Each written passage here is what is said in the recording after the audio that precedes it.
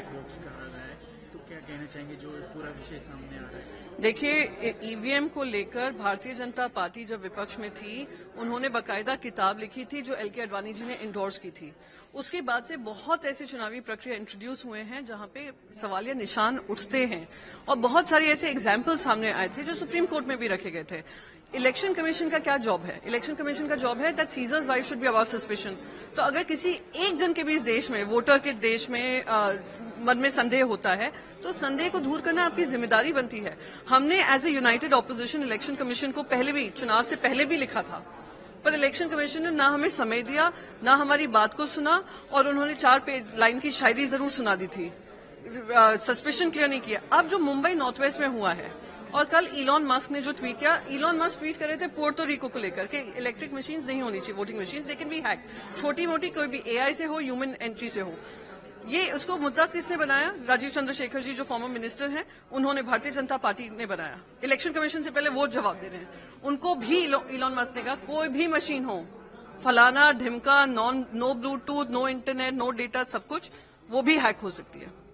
तो अब आपकी जिम्मेदारी बनती है ना, तो वही राहुल गांधी जी कह रहे हैं, वही हमारी पार्टी कह रही है, वही अखिलेश यादव कह रहे हैं कि ये जो इलेक्शन की प्रक्रिया है उसको फ्री एंड फेयर रहना चाहिए और इसलिए हम बार बार आवाज उठाते रहेंगे क्योंकि देश के जो संवैधानिक तौर तरीके हैं उस पर कोई आंच नहीं आनी चाहिए। क्या आप इस विषय को लेकर कोर्ट में जाने वाले हैं?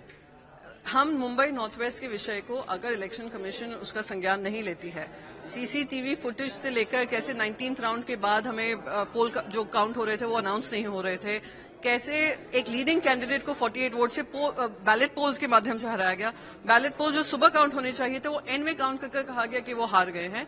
ये सारा मुद्दा अगर इलेक्शन कमीशन संज्ञान नहीं लेती है और जो इन्वेस्टिगेशन अभी वनराय पुलिस स्टेशन में चल रही है कि कैसे एक मोबाइल फोन, अगर इलेक्शन कमीशन के एक अधिकारी का फोन एक कैंडिडेट के रिलेटिव के पास पाया गया, कैसे पाया गया, क्यों पाया गया, क्या कारण था उनको हैंडसेट दिया गया था, ये सारी इन्वेस्टिगेशन के दायरे में है। हम इस मुद्दे को उठाते रहेंगे और मुद्दा बनाएंगे ही। मैम, एक बंगाल में एक ट्रेन हादसा हुआ है, उसमें 8 लोगों की मौत हो गई है।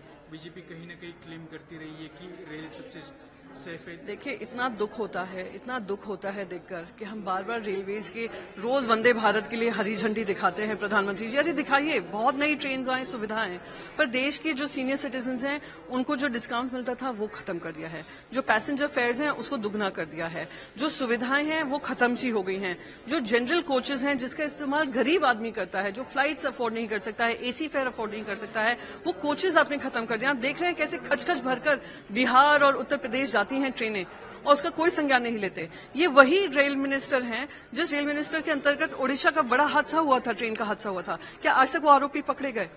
क्या उनकी नैतिक जिम्मेदारी नहीं बनती है कि अपने पद से इस्तीफा दें? जैसे ही इन्हें तीसरी टर्म, इनको टर्म में रेल मंत्रालय दिया था, मैंने तभी भी कहा था, क्या उनको इसलिए दिया जा रहा है क्योंकि उनके बीच में हम लोग देख रहे हैं किस तरीके से रेल हादसे होते हैं, वो सिर्फ हरी झंडी दिखाते रहते हैं, इंस्टाग्राम रील्स बनाते रहते हैं, अपना प्रमोशन करते रहते हैं, मोदी जी का प्रचार करते रहते हैं, सेल्फी पॉइंट्स बनाते हैं स्टेशन पे, पर जनता की सुविधा का कोई काम नहीं होता है। इसलिए दुख होता है जब जाने चली जाती हैं, क्योंकि गैर लापरवाही आपकी है, इसलिए दुख होता है, और कोई जिम्मेदारी सरकार से नहीं लेता है, इसलिए दुख होता है। कर्नाटक के फॉर्मर सीएम और बीजेपी के लीडर, इनके ऊपर पॉस्को दाखिल हुआ है, आज सीबीआई इंक्वायरी हो रही है, तो क्या कहना चाहिए? ये इंक्वायरी चल रही है, इन्वेस्टिगेशन के दायरे में है। पॉक्सो एक सख्त कानून बना है, माइनर बच्चों के साथ अगर शोषण होता है तो मैं उम्मीद करती हूं कि जो बच्ची के साथ हुआ है उनको न्याय मिलेगा, और अगर कोई गलत कार्रवाई हो रही है, पर क्योंकि सीबीआई के दायरे में है, मैं उम्मीद करती हूं सीबीआई अपनी जांच अच्छी तरीके से करे।